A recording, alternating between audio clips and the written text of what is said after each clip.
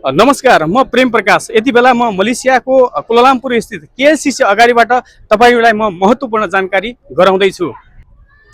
अन्तत वैदेशिक रोजगार जानको लागि 10,000 भन्दा माथि खर्च नलाग्ने भनिएको छ र अभिमुखीकरण तालिमको 7,000, स्वास्थ्य परीक्षण निशुल्क भनिएको छ र यसमा कोही कसैले यदि आवश्यकभन्दा बढी पैसा लियो, ठगी गर्यो भने सिधै सम्पर्क गर्ने नम्बर पनि राखिएको छ। हेलो सरकारको एक एक एक एक छ भने 4वटा एक रहेछ भने श्रम कल सेन्टरमा 11 410 राखिएको छ।